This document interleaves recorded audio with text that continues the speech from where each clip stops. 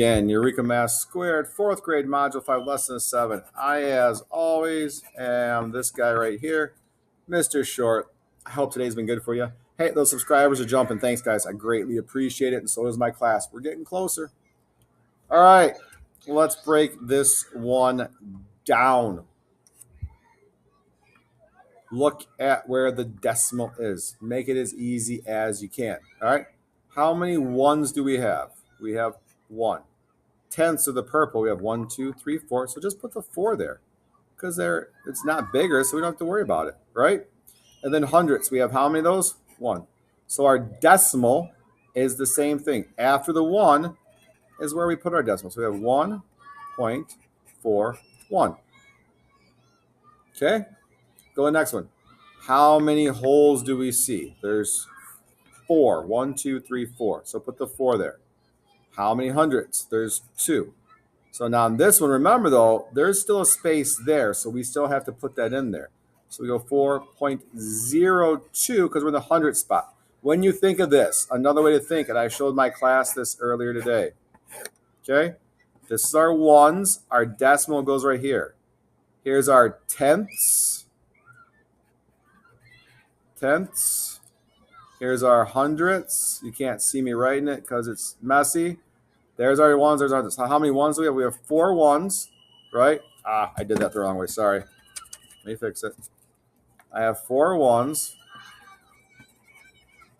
I have no tenths, and I have 2 hundredths. So when we write this number, it's 4 point, because our point comes down, 0, 2. All right, write it just like that. If you use the place value chart, you can add your tens in here. You can add your hundredths in here. And just remember, it's the same. This is tens. I kind of say these are negative tens because you're going below 0. These are negative hundredths. This is negative thousands when we get there, right? Think about it that way for which way you're going. Because if it doesn't have something here, we know we're on the other side of 0, right? We're going this way. If it's a decimal, we're going the opposite. That's why I think of it as negative. Okay, this one gave my class a little bit of a time, but we figured it out. All right, so we have 1 and 2 tenths and 4 hundredths. So the number line's really big. If we put a number 1 here and a number 2 here, that means we have to do 100 spaces in between there. That doesn't work for me. I'm not putting 100 spaces. I'm not doing it. It's way too many. I want to put a 1 and 0.2 here, and I'm going to put a 1.3 here because we are between 1.2 is right there, right? 1.2 because we're over that, and 1.3 we haven't got there yet. So now I only need 10 spaces, right? So this is one big space, 2, 3, 4, 5, 6, 7, 8, 9, and here's 10. So we have 1, 2, 3, 4, 5, 6, 7, 8. Oops, I need one more. 1, 2, 3, 4, 6, 7, 8, 9, 10. There's the spaces we need, right? So find where would 2.4 be?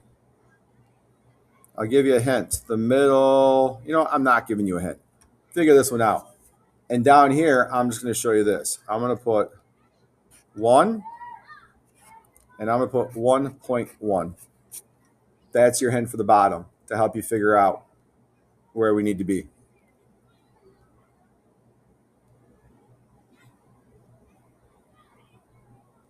All right.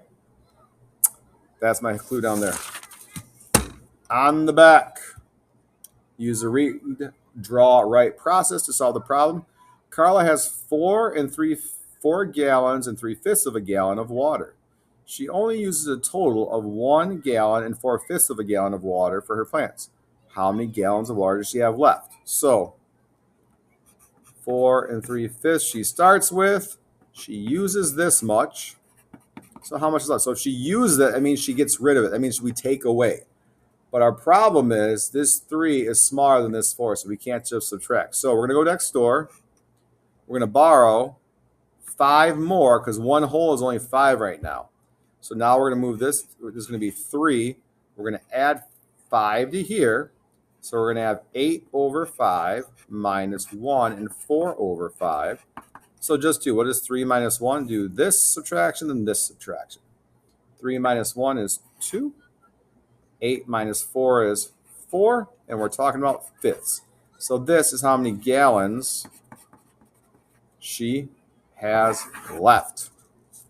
On the bottom, how many milliliters are in a liter? And then multiply that. Figure out how many, what 1 milliliter is how, 1 liter is how many milliliters. And then multiply this number by that number, and you will be all set. All right, that's it for number 7. I'll be back for number 8 very shortly. But for now, have a good night.